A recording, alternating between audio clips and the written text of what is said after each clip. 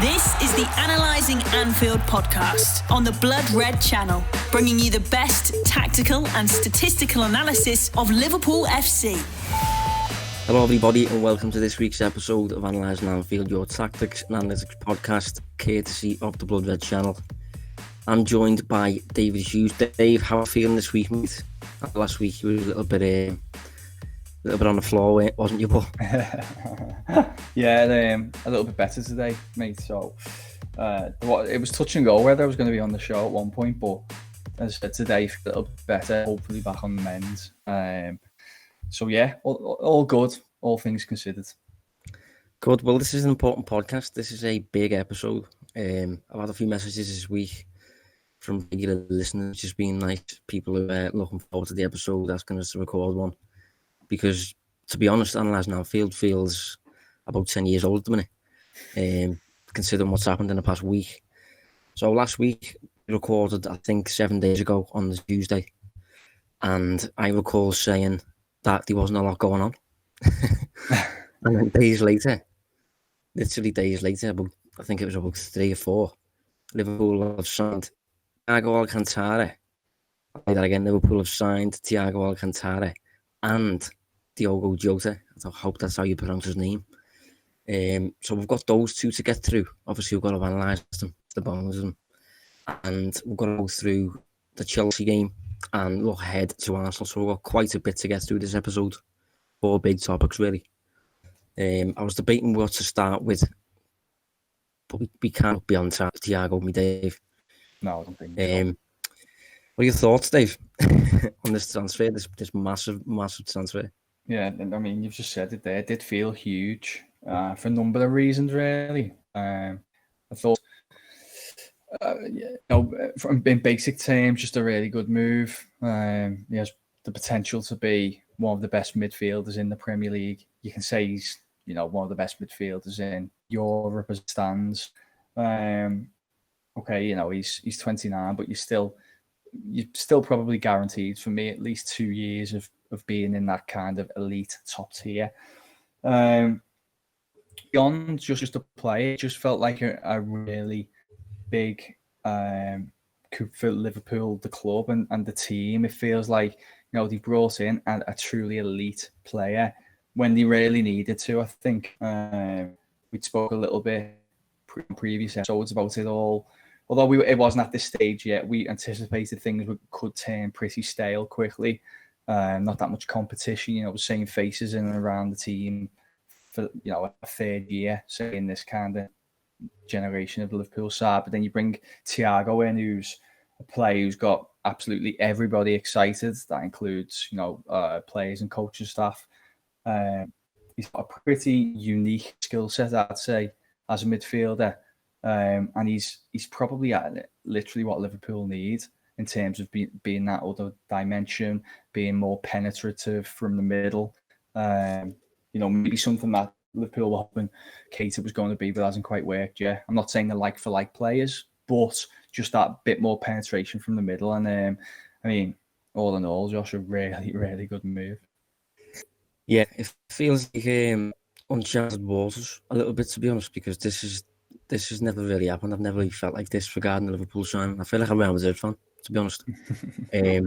Liverpool have never signed a player like this in terms of someone who arrives at the club without needing to make any further steps in his career. He's already firmly on the elite table for me.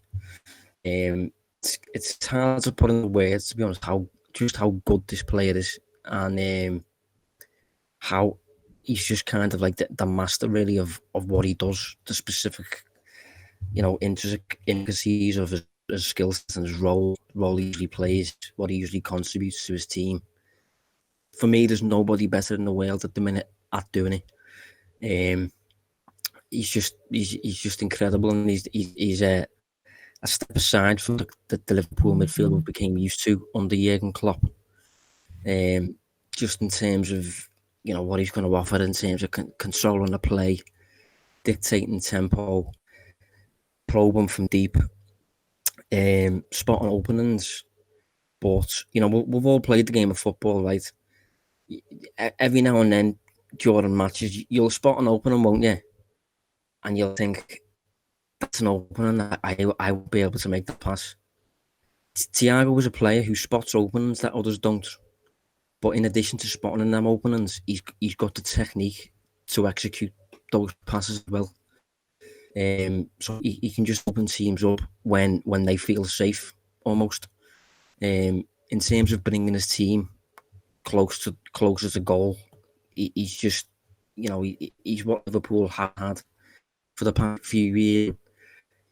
I mean, the next question I was going to ask you, Dave, was why have Liverpool bought him? I mean, for me, there's 3 clear points really. But I've any thoughts on why Liverpool have bought this player, considering he doesn't really fit the mould of an FSG signing, does he? Yeah. Well, I think if we talk about some of the things you just said there, obviously, there's not really anybody like him out there.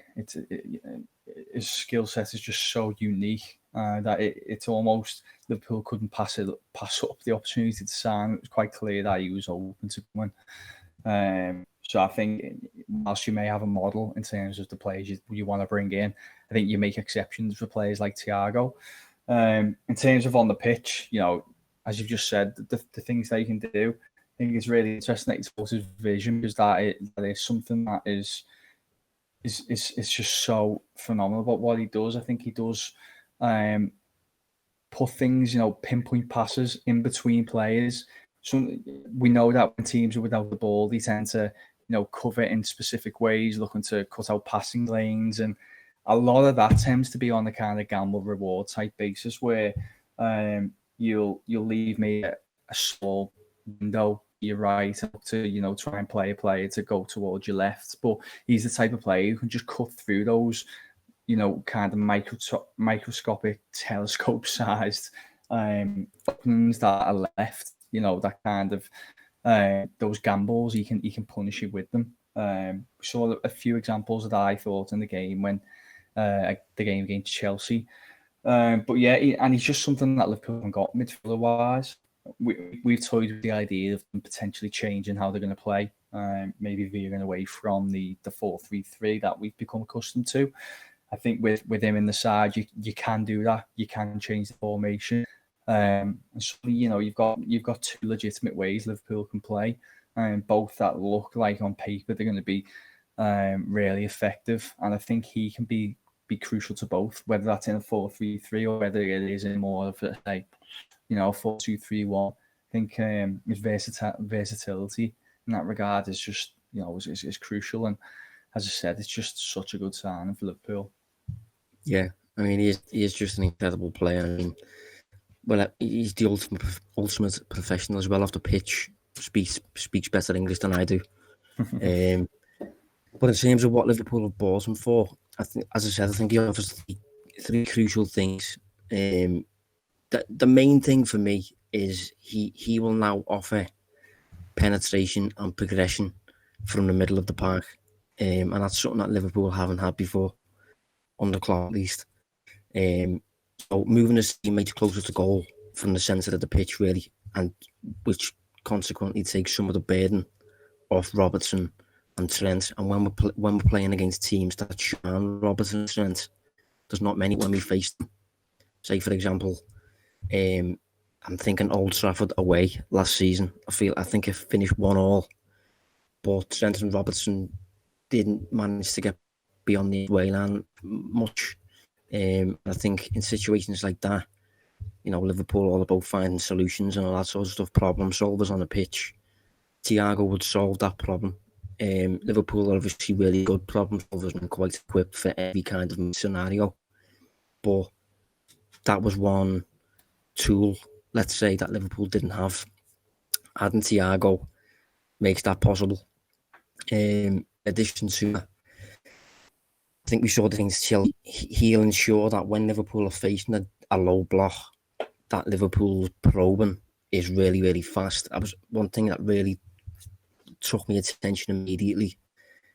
It's the lack of time he wants on the ball. He's got no desire at all to, I don't know. I'm thinking of players like he pops it off, doesn't he? He seems to pop it off really quick. Yeah, he already knows where the ball's going. The ball's at his feet for a millisecond and it's gone. And I'm thinking of players like Pogba, players like Grealish, who are creative in their own right, but almost become a bit predictable because you know when they assume possession, you have a bit of time then to get yourself in shape, to get yourself organised. You know, whereas everybody, Thiago, in terms of his probing, he's a step ahead. I've used that term a lot since Liverpool have signed him, since I've watched him. He seems to just be a step ahead. He did an interview with Sid Lowe, maybe last year or something. And the key quote to take away from the piece from Thiago saying that something like the key in football, the most important thing in football is thinking fast. And I think you can just tell the way he plays. He is that kind of player. He'll ensure that when Liverpool face these teams that are sitting deep, the ball's moving quickly, switching side to side, constantly working this defence so that openings appear. And then, in addition to probing and making those openings appear, he then, as I said, got technique to execute passes through those openings. In terms of being that player he's got the key to the door, but won't be providing assists, funnily enough. Yeah. He's that player who he'll just be the kind of like the king of the middle third almost, and just on the edge of the final third. As I said, just probing. Probing's the word that keeps in mind, really. Yeah, he's because of his technical skill set, because he's so technically good. I feel like his touch is always about progressing rather than control. And what I mean by that is rather than getting the ball into control and looking to make your next move, I feel like he is always looking to progress with that first touch. You know, so if he's receiving it into feet and he wants to go to left, he's taking the touch to open his body up and get left rather than, controlling it, then looking. It feels like it all flows watching him play rather than in stages.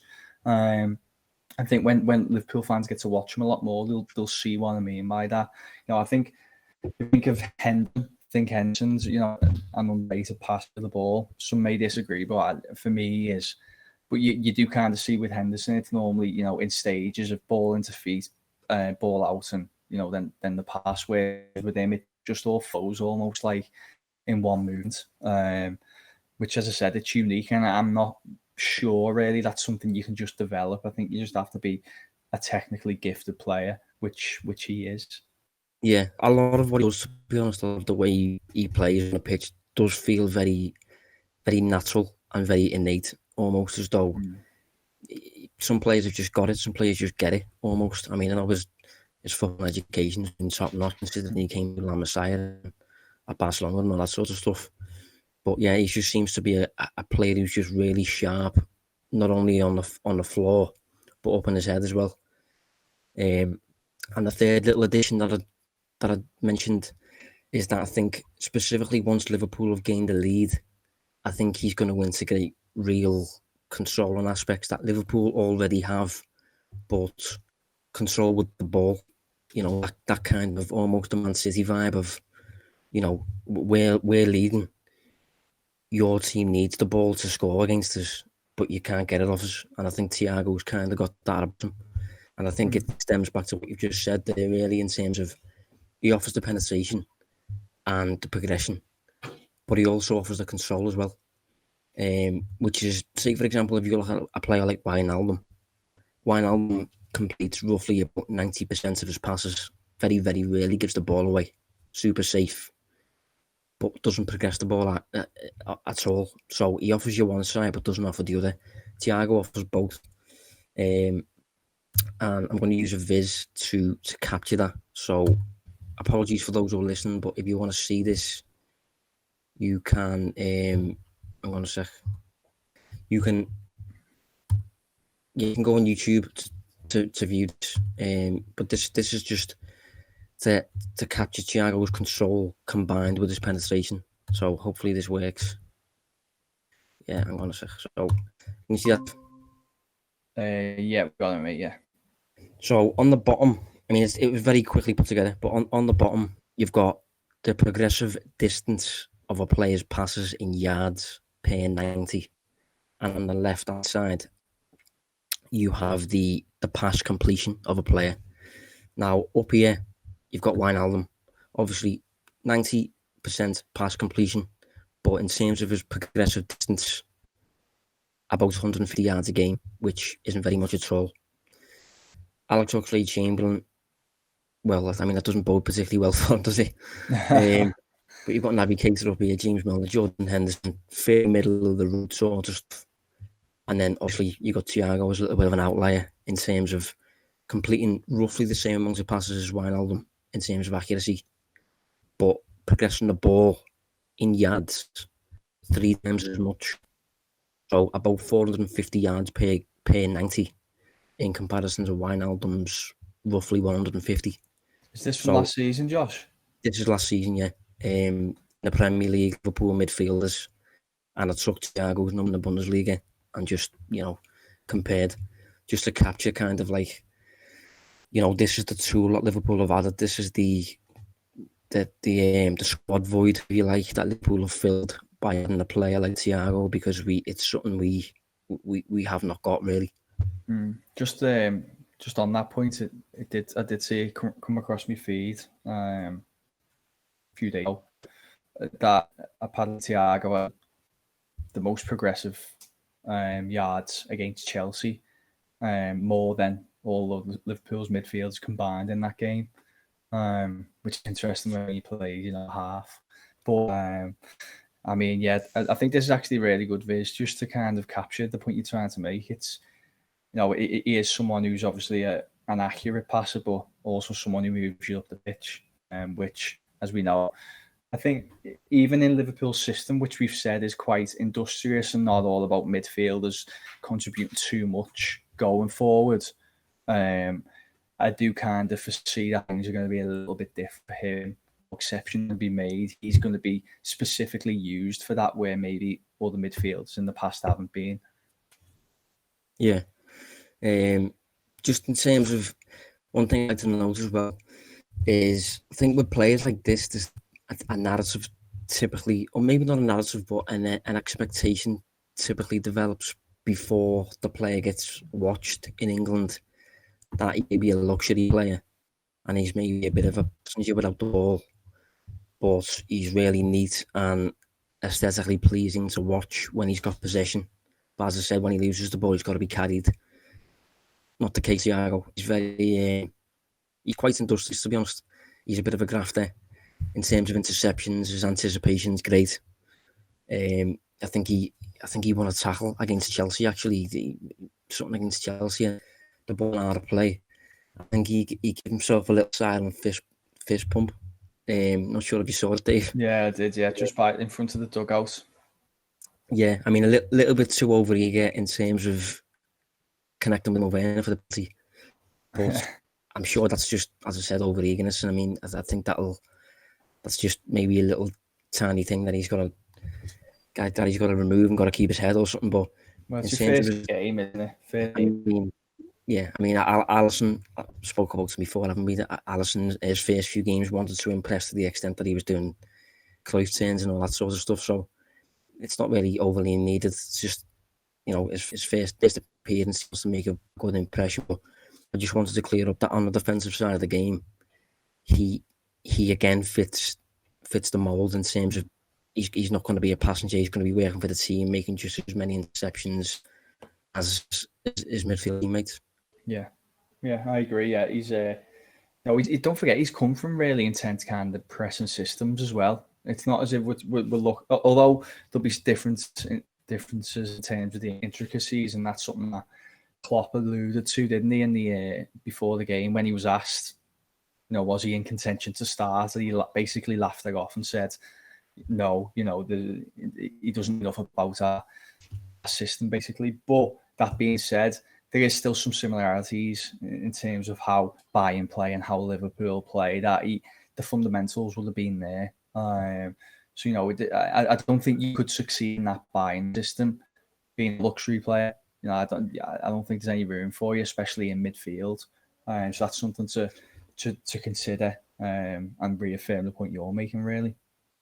Yeah, One thing that's interesting, Dave, one thing that has crossed my mind is Klopp's been really loyal to his midfielders, especially like when we got Fabinho in, when we got Keita in, Henderson and Wijnaldum still started every week and all that stuff. So there was a bit of a difference with Van Dijk. Van Dijk immediately came in. Alisson immediately came in. I'm curious to see what Klopp does with Thiago, because this player, as far as I'm concerned, is too good to spend a few months on the pitch as he starts to learn stuff. But then, what does it say to Wijnaldum? What does it say to Fabinho if he's just thrown in, sort of thing? I think it's difficult. If I'm Fabinho, I think I'm maybe a little bit confused. I understand the centre-back thing, but when Gomez is fit, Thiago, at his best for me, is a 6, which where Fabinho plays. Fabinho can't play an 8. So I just think, we spoke about Lampard last week and having all these players to figure out and all that sort of stuff. I think Klopp, although he wants quantity, especially for this season, I do think that when everyone's fit, who plays, because for those who haven't seen a lot of Thiago, for me, Thiago is as good of a midfielder as Van Dijk is a centre-back. That's the best way I can probably put it. So in terms of how good Van Dijk is as a centre-back, clearly above the rest and all that sort of stuff. In terms of what he does, Thiago is comfortably, incredible, really. So have you got any thoughts on that, Dave? No, it is really tough. I think you're probably looking at a situation where he's only... I see what you're saying, but I also agree that I'd be surprised if he starts from the outset. I think it's going to be a case of an opening coming in for whatever reason, and then he kind of comes into the side and stays in the team. It also depends on if Liverpool. I'm bored actually talking about this, but whether they change the setup, and then maybe if they go like a double pivot, and maybe have like Thiago and Fabinho in there. You talk about loyalty Wijnaldum, I get that, but at the same time, there is some speculation, isn't there, over what's happening with him, and there has been all summer. Would he be tempted to maybe put him in as like an 8? I agree, it's probably not his best position. I still think if you want him on the pitch, that might be the opening. So I don't know. It's not going to be as black and white as maybe the defensive situation. But that being said, I don't think there is going to be any sentiment in the decision. You haven't brought Thiago in to kind of, tread on eggshells in terms of getting him in the team. You're going to think of the best way to get him in. You're going to decide how you're going to play, and you're just going to put him in there and go with the strongest 11. So, in short, I'm not too sure. It'll depend what formation they go. I think if you go to like a 4-2-3-1, you can probably get him in straight away, can't you? But if you're maintaining 4-3-3, I don't know. That's where the headache comes a little bit. Yeah, it's going to be interesting. Like, say, for example, Arsenal on the weekend. Let's say Gomez is fit. Which we think he will be, probably. What do you do? Do you put Gomez back in, put Fabinho back as the 6? Do you keep Fabinho as a centre-back, considering how well he played, put Thiago as the 6? What do you do with that? I'm inclined to think Thiago will start on the bench, just because it's a top opponent. He's an incredible player, but he's not yet used to the details of Liverpool's game without the ball. So, Liverpool's game without the ball won't be as much of a problem against 10 men against Chelsea. But if you're playing a full-strength Arsenal team, maybe it's more of a risk if you're playing, considering he's not yet up to scratch on the defensive side of Liverpool's game. So, then he has had a week, hasn't he? He's had a week of training going into this one. Yeah, and he's the kind of player that, I remember a quote from Kevin Phillips when he was a coach at Leicester, and Leicester signed Cambiasso.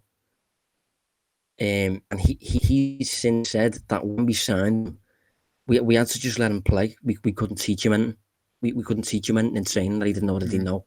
Yeah. Obviously, there'll be stuff that maybe we can teach Thiago, considering it's Jurgen Klopp and all that sort of. But to an extent, he's got so much of a football IQ and that. There's an element that you just got to let him play, really, almost. I don't know. Maybe the point of keeping Fabinho in centre back even if Gomez is fit, because he has been I don't want to be too harsh, but he has looked a little bit off at times over the last few months, hasn't he, Gomez?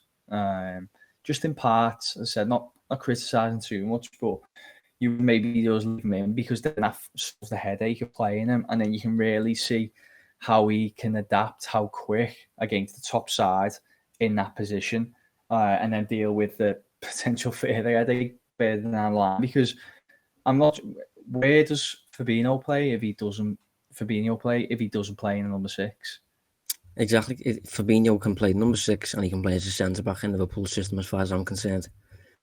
And now you have a better number 6, and I was going to say you have a better centre back in Gomez, but I suppose it depends on the level that Gomez is on the day. I don't know. It's one you can say it's maybe a nice headache for Klopp to have, but it's going to be really interesting to see how things play out and stuff. And I'm sure he'll lean on the fact that it's depth, it's more depth, and he'll just rotate maybe more than usual and stuff. But I just think when you've got a player as good as Thiago, he's got to play most of the time. I mean, he's an incredible player. Yeah. But in terms of the deal, so this is why I mentioned earlier about Liverpool signing a 29-year-old, a little bit uncharacteristic, but I think a lot of what Liverpool do in the window is to do with marketing efficiencies, really, as opposed to always buying young players. It's spotting inefficiencies in the market. Liverpool are really good at doing it, and when you've got a player as good as Thiago who's available for $5 million a year, you just have to do it. So the question to you, Dave, was going to be: is it a good deal? But it's fairly obvious, isn't it? Yeah, and it would have been a short answer, that one. Tell you what, yeah. What does this change in terms of the title race then? Yeah, okay. A lot, really. You know, I messaged you last night, didn't I? When I saw the City Wolves, I'm still recording on a Tuesday, and I'm led to believe that City are going to bring one more defender in. I mean, that was such a journalist word to say. That's no in the know, by the way. Just sources suggest. Yeah, sources suggest. But it seems like they're going to. But that being said, I looked at that team, and it's still a phenomenal side. City have got beat most teams, but I was a little bit like, is that it? Is that what? Are these the main team who are going to stop Liverpool this year? Because if that's the case, I'm really backing Liverpool, specifically with Thiago and Jota, who will come on to shortly. I just think you've brought in a really top player, arguably one of the best in the world in the position. It's give the team a huge lift as well, and I do think it's going to be a big player in terms of the title race this year. And for me, Liverpool are favourites now, definitely. Yeah, I mean, I was watching the City game last night with me dad actually, and I said to him at one point, how many of these City players get a team? And I think certainly one, at a push 2. But other than that, I don't think there was any. I think the absolute given would be Kevin De Bruyne. And the possibility would be Raheem Sterling. But then if you look at Sterling up against Sadio Mane for the position, it's, a bit of a question mark there. So, yeah, I know what you're saying. And I think I wrote recently about the whole concept of players and points and all that sort of stuff. That might have been for Analytic 5, actually. Oh, yeah. The newsletter. Good plug. Yeah.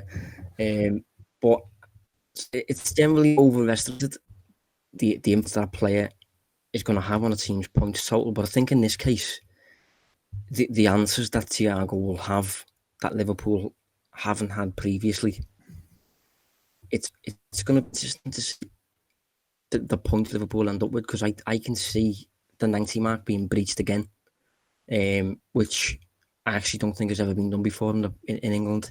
I think City have done it with Guardiola 2 seasons in a row. Mourinho did it with Chelsea 2 seasons in a row. Liverpool are on the 2nd season. This will be the 3rd now. But just adding Thiago, the answers he's going to have, in addition to the answers Liverpool already have, I just can't envisage many match scenarios where Liverpool really struggling and clueless and without the key to the door sort of thing. I feel like they have two plan A's rather than plan A, plan B, doesn't it? It feels like, you put them in the pitch and it's a game changer, or you carry on going maybe down with the wing backs. That's that's so dominant as we've seen as well. Just it's definitely added something to Liverpool's the squad that they just didn't have, and it is going to be a game changer, I think, over the course of the season. Yeah, I mean, we will focus on Thiago probably quite a lot throughout the course of the season, see how he's used and all that sort of stuff. One player we didn't expect to be signing so quickly is Diogo Jota. He is a player that is for long term listeners of this show, as mentioned fairly frequently, to be honest.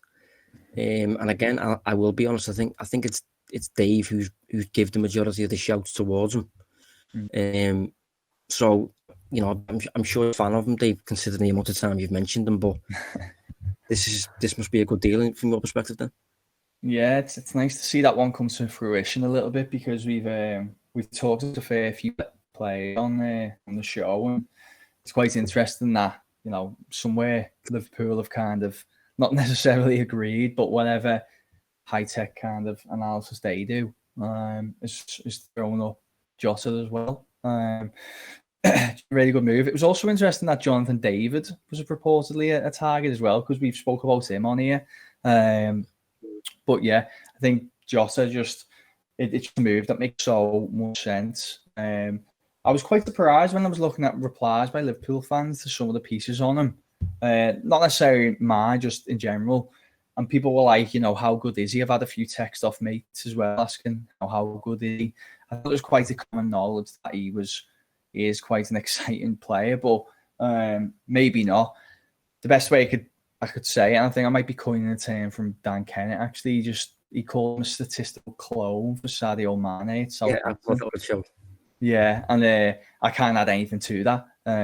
If you look at his numbers, he's basically got similar output in every department, similar age to what Mane was as well. Obviously, he's extremely versatile. He looks like he's going to be naturally fitted to that left, the way he's right-footed, so he can cut in. He's a wide man, but like Liverpool's forwards, he isn't much of a goal creator. He's instead a goal scorer. It's, as I said, statistical clone of Mane is a perfect kind of overview of what Liverpool are getting. Yeah, I mean, for those who signed up to the Analysing Anfield newsletter so far, thank you. You will have received a newsletter on Thiago on Friday, I think it was. You can sign up. The link underneath this YouTube video if you're watching on YouTube. If you're not, go to my Twitter at Distance Covered.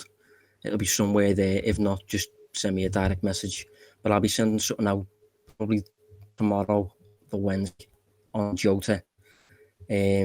Just on an aspect of his game, probably. But in terms of his output, in terms of why Liverpool have targeted him, put this together before just to see what he's doing with the Wolves. So hopefully you can see that. Yeah. So that is last season. And that is expected goals plus expected assists per 90 minus penalties. So not including penalties. So obviously these are players with real attacking output in terms of creating shots and shooting themselves.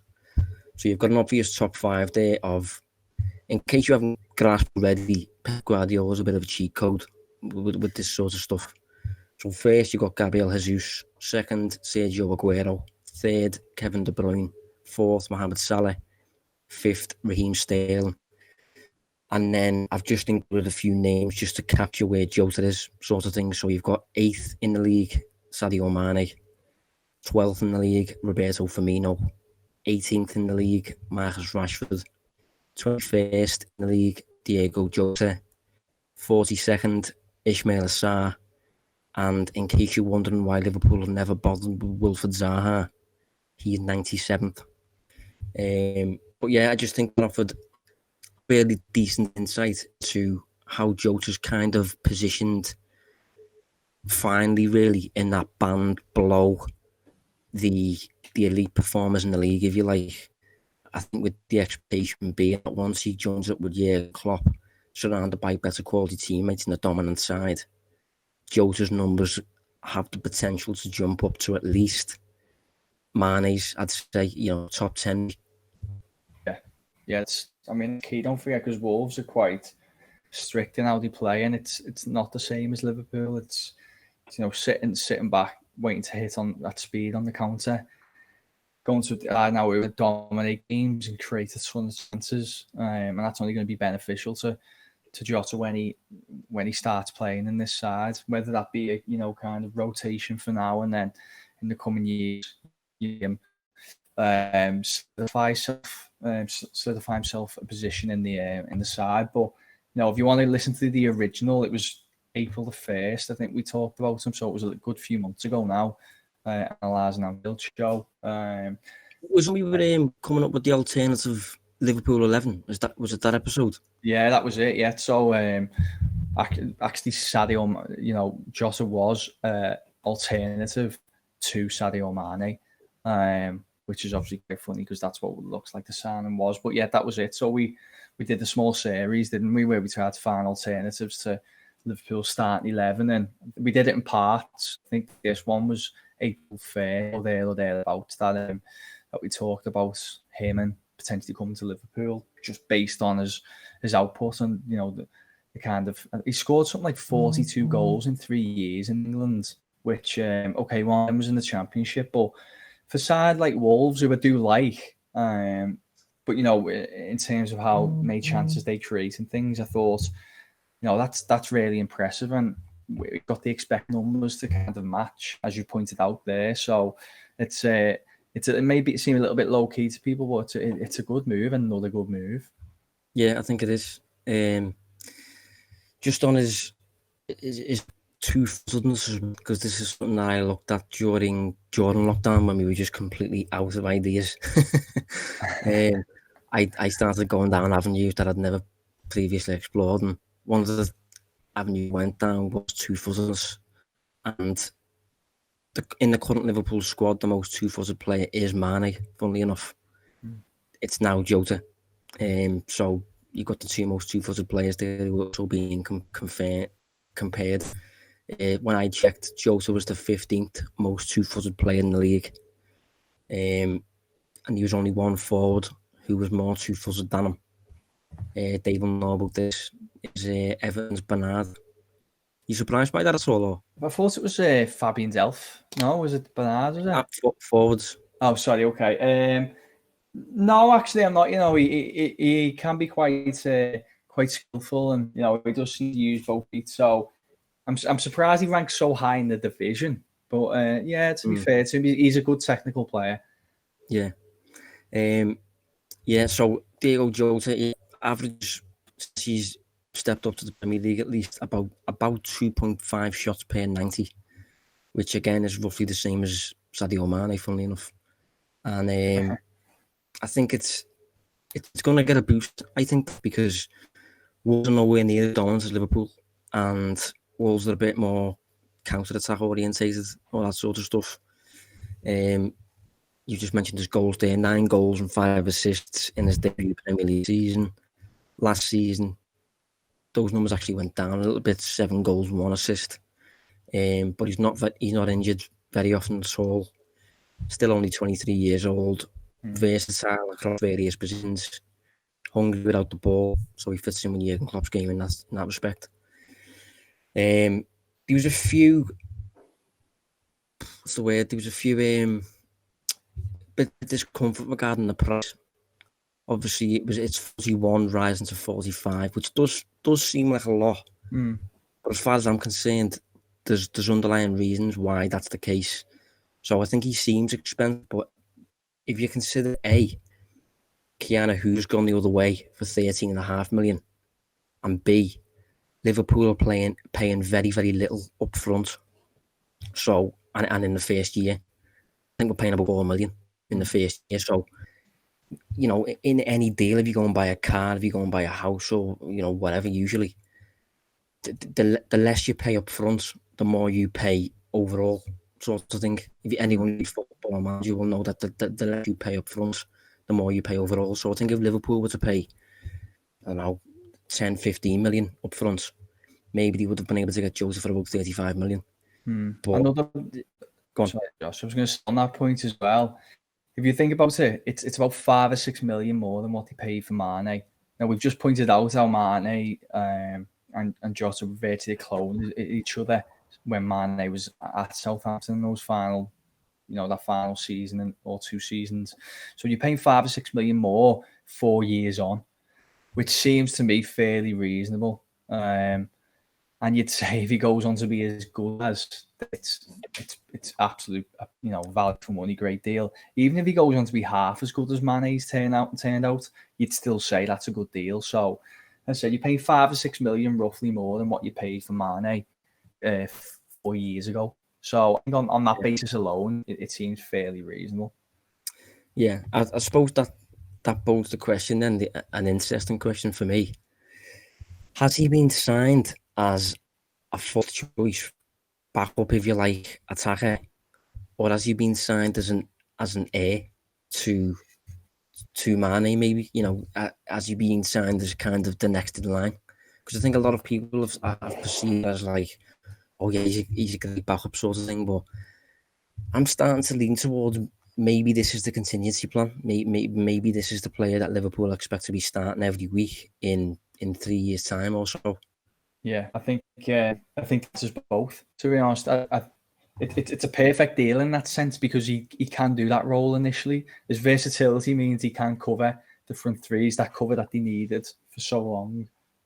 Talked about for so long, but then on the basis of what we know for now, you can't predict what happens in the future. Things can change. He might not develop as to how Liverpool hope or how Mane did, because that's who we keep using as the example, but might not develop those levels. But all you can say is, based on what we've seen of him so far, on the output he's got so far, he does look to be a natural heir for that position. So you're basically bringing in a player who can provide you attacking output from the outset, provide cover from the outset, but then also hopefully develop into a Mane type profile, type character in the next 2 years when we expect Mane to start regressing in terms of his ability. So again, I don't want, and honestly, I am being objective here. I'm not just, I know we're on a Liverpool show and I'm not just trying to appease the listeners, to be like, tell them everything they want to hear. Like, I think you can get in other places. I don't think we do that, but I'm just being honest when I say I think this is a really, really good deal. Again, like it's 2 pieces of really good business, and I think this Jota one, whilst it may not take the same headlines as Thiago, does on paper look to be a very good deal for Liverpool. Yeah, I mean, to be honest, I'm getting to a point where I'd like Liverpool to do bad deals so that we can kind of point it out. But, be honest and say they're stupid, but yeah. But it just doesn't feel like it ever happens, really. It feels like there's plenty of logic, plenty of value in every deal Liverpool do, really. Save Menino nosedives. Even with him, if it just doesn't work out, you can probably say, yeah, he was maybe a little bit lightweight. Should have been looking for more physical play. But he makes he makes sense on paper. And even he would probably go for more than what we've bought him for. Yeah. His value is probably still increased. We signed him for 7 million. If you sell him, probably getting maybe 15 towards a Bundesliga team or something like that. I don't know. And we did say that was one of the beauty of the signing, wasn't it? That it was risk free. Like, if it didn't work out, you've only paid 7 million, and as you just said, you're probably going to get profit on that, even if it doesn't. So, yeah, it honestly isn't a case of like blindly, telling people what they want to hear, because it's not like that. But I just think this is another good deal, and in terms of the player brought in, and also the deal that was struck together. So Chelsea then, Dave. I don't know about you, but I thought it was a bit more comfortable than I initially expected. Obviously, it was 10 men for half the match, but I felt like it was a dominant Liverpool performance against 10 men, but against 11 men as well. Yeah, I agree totally. I was a little bit I was a little bit disappointed with Chelsea's ambition to try and, try and win the game, attack Liverpool. It's quite clear that they just weren't going to sit back and try and replicate some of the performances that other sides have adopted. So, I think Arsenal have done that, where they've sat back and try and hit Liverpool on the counter, and they've had some success over the last couple of months. But I thought Chelsea really struggled. They obviously had one game plan, which was to use Timo Werner's pace to try and expose Liverpool's right. They were probably a little bit buoyed when they saw that Fabinho was playing instead of Gomez. But although I thought Werner was good on the day, as a tactic on the whole, it didn't quite work. And yet Liverpool controlled the first half, and then obviously when Chelsea went down to 10 men, you knew that it was very unlikely they were gonna keep Liverpool out. And Liverpool, I expected to actually score a few more goals than what they did, but in the end, it was a fairly comfortable 2-0 win. Yeah, I mean, 18 shots to 5, 62% possession, and the expected goals had Liverpool 2.6 and Chelsea 1. But 0.76 of Chelsea's was the penalty. So without that, they've got virtually nothing. I remember an effort from Werner outside the box that went just wide of the post. I think that's probably the only real threat that we had. Chelsea seemed quite reluctant to engage during the match. Mid-block, counter-attacking through Werner.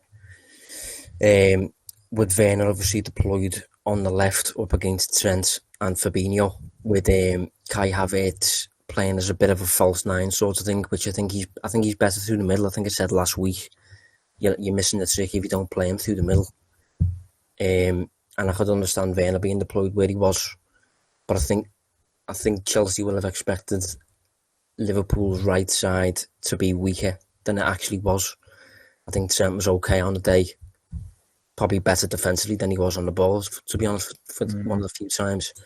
And Fabinho was obviously flawless, wasn't he? Yeah, he was. Yeah, thought he done well. There was one where I think he loses a 1-on-1 initially, but then after that he done pretty well, I thought. But we have said, haven't we, a couple of times that not in the build-up to this game necessarily, because we didn't know it was coming, but we've said in previous episodes that if Liverpool didn't go and buy a centre-back, that wouldn't be the worst thing in the world, because they benefit from having Fabinho, who's a versatile player who can play in more than one position, which is one of the key points where you want to try and buy players who are quite versatile, because they can fill different holes on the pitch.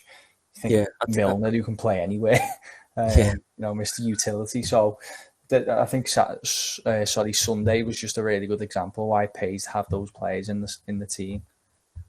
Yeah, I think he's a lot more suited as well to playing alongside Van Dijk, as opposed to, say, for example, when we played Bayern Munich, where he played alongside Gomez, I think, or Matip maybe. Because I think Fabinho was more of a go and get the ball type player. Good in 1v1 duels, good when he's allowed to be aggressive. Whereas I think Van Dijk's more of a covering centre back who kind of just not holds his position but waits for a mistake to happen, as opposed to going and winning the ball. So I think Fabinho and Van Dijk bounced off each other quite well. Maybe it'd be a bit different if Fabinho was playing alongside Gomez, but hopefully that won't happen. It probably shouldn't happen, considering Van Dijk's played something like 2 seasons now without suffering from an injury. Obviously Thiago won at half time. We've spoken a little bit about that, and I can't not include the stat, Dave. I'm sure you know what one I'm talking about. Yeah. So in 45 minutes on the clock, Thiago completed the most passes by a player in Premier League history, with 75. I think that was more than any Chelsea player on the day.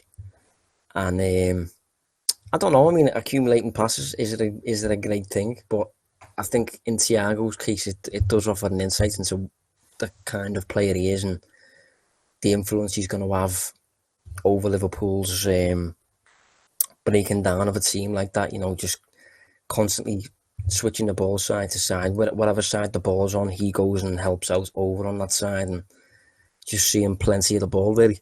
Yeah. Can I just say on this, in the interest of the big rant I had a few minutes ago about being completely fair in my analysis, I wasn't that blown away by this. Like, I thought it was interesting, but it felt like in the fallout of the game, everybody was just going mad for this performance.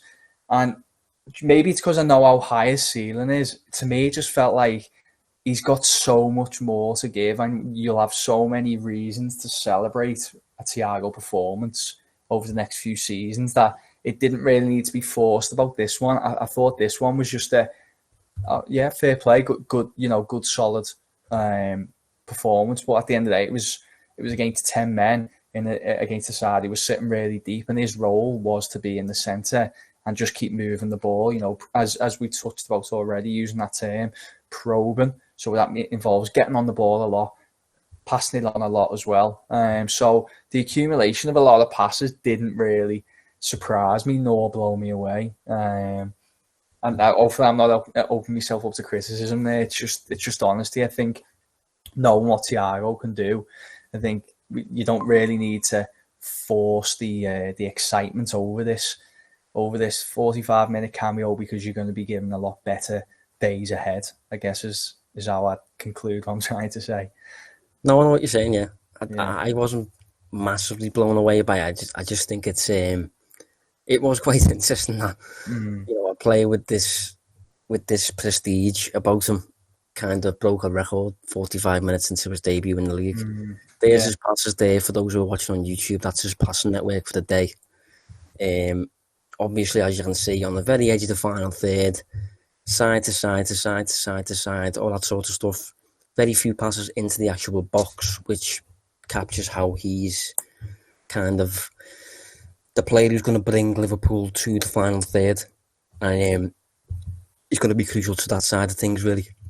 But I know what you're saying. I think what it did do, I wrote for the Echo. I got asked to write a piece on it. And I think, although it wasn't, amazing, and although it's against 10 men, couldn't really be easier at the end of the day. I think what it did do, it kind of offered an insight into what he's going to offer Liverpool. You could tell, as I said earlier, about the probing really quickly, switching the ball from side to side, penetrating through the middle as well as the flanks. You did get a taster of what he's going to offer Liverpool. Although we're going to get it much more in abundance, and we're going to get it against tougher opponents when we're going to value it a lot more. But I suppose when people are seeing it first time, and when he breaks a record doing it for the first time, it probably does come across as a bit of a big deal. Like this, for example, again, apologies for those who are listening, but that one, see that, Dave? Yeah. When that happened, I almost started crying. Because that's the kind of pass, right, that we just haven't seen for years. It's not like, absolutely amazing, anything like that. It's just a case of like, you almost, it just caught me off guard because you're just so not used to seeing it. You expect the ball to go to Trent, and then for Trent to do a pass along those lines.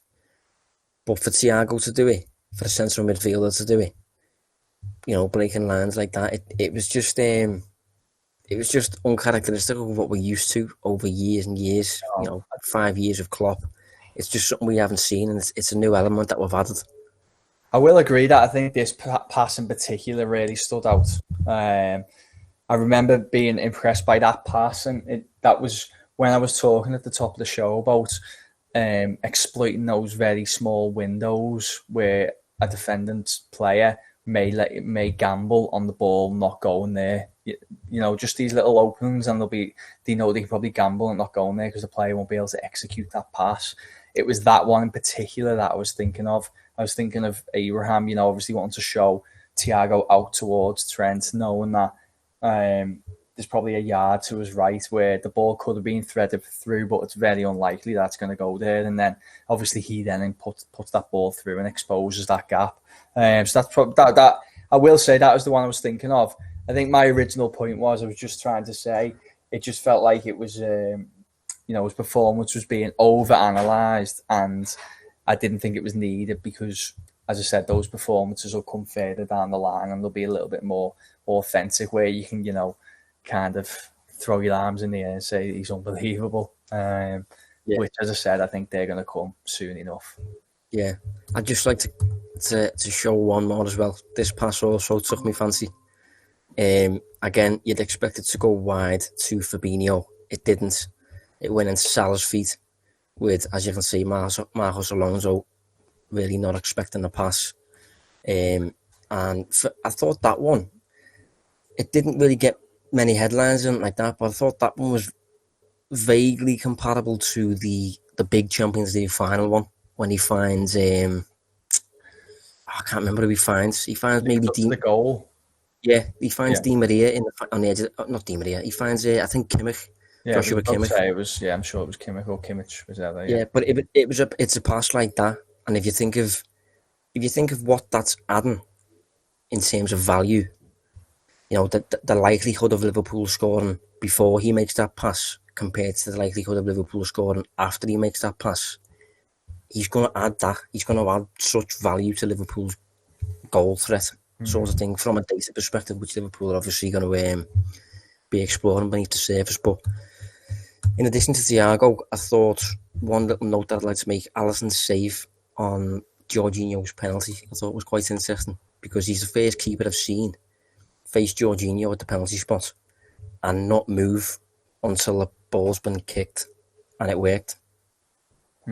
Yeah, I watched the pen back. I knew we were going to talk about it, and I didn't actually spot that. I was looking at it, I was thinking, what is it maybe you're going to allude to? Is that, like claps of gloves before he's about to take it or something like that, just mind games. But yeah, because that's how he kind of sells his penalties, doesn't he? The big thing about his stutter is to try and get a jump on the goalkeeper. And no, to be fair to Alisson, he doesn't move. Stone. Yeah. No, it's just the first time I've seen it happen, and obviously it worked. Jorginho's penalties are about watching the goalkeeper move first, wherever he moves, put the ball on the other side. Doesn't even have to be in the corner, it just has to be the other side. But I thought Alisson was, super cool, really, letting the penalty taker come in first and making a save. But we better move on to... Yeah, he's had some maybe warranted, I don't know, unwarranted to me, grief over penalties, hasn't he, Alisson? Because he had nothing till that point saved one, I don't think, for Liverpool. Yeah, I think in addition to not saving one, though, specifically in the shootout a few weeks back, he didn't even get close to any of them. He was getting sent the wrong way and stuff, and I don't know.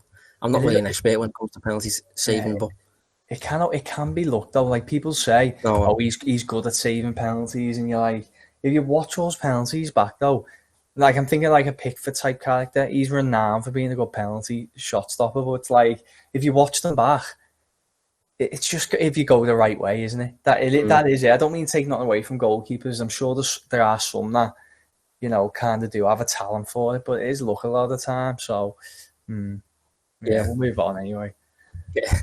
The team that we lost the shootout to a few weeks back, we are about to face. And to be honest, I'm hoping that the real Liverpool turn up, because the past two times we faced Arsenal, Charity Shield, Community Shield, is it? What is it? Yeah, it's the Community Shield. Yeah, and at the Emirates few weeks earlier, obviously after Liverpool had won the league, we got beat 2-1, two big errors. So I feel like Mikel Arteta's got two over Klopp, without really doing much. And I'm hoping that the real Liverpool turn up and actually remind Arsenal that this is the team that beat you 5-0, and then the following year beat you 4-0, and then the following year beat you 3-0 or something like that. I think we had a run against Arsenal where we just consistently battered them year in, year out. So I'm hoping that happens again. Yeah. It felt very one-sided in that. I think it's psychological, from a psychological point of view. I thought that the game at Anfield last year at the start of the season was quite one-sided, and then there was that shame of really drawing 5-5 with the second string as well. So yeah, in the cup, yeah, that one-sided game was, I think, the game for Liverpool's fullbacks. I think Emery played a really deep defending midfield diamond, just give Trent and Robertson the freedom of the flanks, and he just cross after cross after cross. Eventually scored one with massive scoring, I think. But in terms of Arsenal, obviously they started with 2 wins. One was comfortable against Fulham. The other one, for me, was quite lucky. They played West Ham. Didn't play particularly well. The expected goals on the day, 1.4 for Arsenal, 1.9 for West Ham. And Arsenal have had a total so far of 19 shots. For perspective, that's the same as Richarlison and Calvert-Lewin. Liverpool have had 37. So we know from past episodes, we've talked in the past about Arsenal not really shooting that much. They shot 6 times against West Ham. West Ham, I think, had 12 or more. I know they had at least double the amount of shots. This was at the Emirates. So, yeah, I'd expect Liverpool to...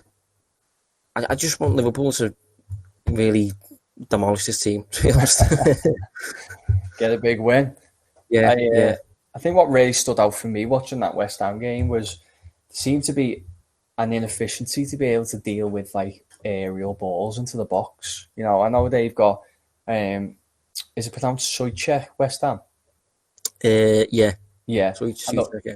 Yeah, Souček. I know he's really good in the air. He's actually a player I like. Maybe not a Liverpool quality player, or even a top 4 player, but he is a player I like. He reminds me a little bit of Fellaini sometimes. I was going to say Fellaini, yeah. Yeah, which, he's a good player. But anyway, I just felt that Arsenal struggled with set pieces into the box and also crosses into the box. And whilst Liverpool don't have the tallest front line, I always think like the likes of Mane, for example, is so good in the air, and he's just so strong, and he's got a really good leap on him. And it may not necessarily be the initial header in terms of putting it goalwards, but I think the second phase of play, so maybe a loop ball and then a head down, or headed back across goal. I think that's where Liverpool could maybe punish Arsenal in this game. Yeah, I mean, for quite a while now, despite not really shooting that much, they've overperformed for a while. I think they're overperforming already this season. I'd be surprised if they're not, considering they got 3 against Fulham. I think they got 2 against West Ham. What was the West Ham result? 2-1. Yeah, so they've got 5 goals already. I'd be amazed if they've got 5 XG. I'll double check that in a sec. But yeah, they benefit from obviously the finishing capability of the likes of Aubameyang, who's going to be a major threat. He's probably going to do similar to what Werner was doing up against Trent, and maybe Fabinho if he plays with Lacazette, maybe through the middle. And Aubameyang's probably going to try and do exactly what he did in the Community Shield, which was, to be honest, fair play. It was a great finish. It was a great move as well. Yeah, it was. I wonder just what you thought. I do wonder whether it's going to get a little bit same oldie, that kind of cutting in from the right for the Aubameyang. Put it this way, I'm thinking of taking him out of my fantasy football, just because I do wonder whether Sar's just going to get so accustomed to it, and all his goals I've seen to be the same, and I'm not, he can execute them brilliantly, cutting in and putting it in, top corner or the other side of the net. But I do think Liverpool, having been done by it already, will be a lot more prepared for it in this game. Yeah, I mean, he's already out my team. Is he? Oh, there you go. Yeah, he's already out my team. But yeah, Arsenal using 3-4-3 twice against Liverpool in the past 2 meetings, and both matches so far in the league. So it's pretty certain that they're going to go with that. Would you play Thiago, Dave, or? It's at Anfield. I know. I don't know, mate. I don't know is the answer. It depends what's happening around them. If Fabinho stays in centre back, then yeah, it's perfect to give him a chance. But in that case, you're gonna, does Wijnaldum go and Henderson come in? And it's because obviously he replaced Henderson, didn't he, on Sunday? But there was the kind of excuse of there being a slight injury. I don't know, Josh. I think I don't think he plays, to be honest. No, I think he starts on the bench. Purely because I just know what Klopp's like. I think he'd view it as a sign of disrespect almost to his midfielders. But if he just throws Thiago in, despite having Keita, Henderson, Wijnaldum, Fabinho as like lieutenants for him for years. Thing is, I was going to say, sorry, I keep cutting you off there. I think he'll wait for a time where he can rotate without his players thinking into it. And once he's rotated a bit, I think Thiago will then kind of stay in, sort of thing. Yeah, like solidify a role. I was just going to say, he's such a good option though, isn't he, an hour in to bring on? Either in either scenario, if you're winning, he's a great option to bring on because he'll just dictate the game and keep the ball away from Arsenal. If you're chasing the game, which I don't think Liverpool will be, but if they are, he's also a player who can break teams down as well. So, he is such a good option to bring on. That maybe even starting on the bench isn't the worst part. Exactly, that's it. He can come on and offer you a key to the door, but he can come on and offer you the control as well. So that sums up what he's offering really. But we'll have to round up anyway because I think we're past the hour mark. I'm just guessing, but I think we are. So verdict with Arsenal, Dave. I think the luck's going to run out a little bit in this decent run they've had against Liverpool recently, being at Anfield as well. I don't think they're going to get blown away, but I'm going to go. I think I go 2-1, but a more dominant performance by Liverpool. I'm going to go 2-0 Liverpool. I see Aubameyang as the only real threat, and I think after conceding to him, Liverpool will be a lot more aware of what might happen. And Liverpool just looked imperious, I thought, against Chelsea. So I think we'll just see a bit of an extension of that, really, especially with it being at Anfield too. So I don't think it'll be easy by any means. I think Arsenal has got them well drilled, and they do fight for the shirt now and all that sort of stuff. They're not easy to just roll over, but I think Liverpool will have too much ultimately. But we'll round up there anyway. Big episode, we got through it. Maybe we'll have more next week when we've got a bit more time, a bit more room to breathe. Thanks for joining us anyway, Dave. Yeah, cheers, mate. Cheers, everyone. We will see you next week. Thanks.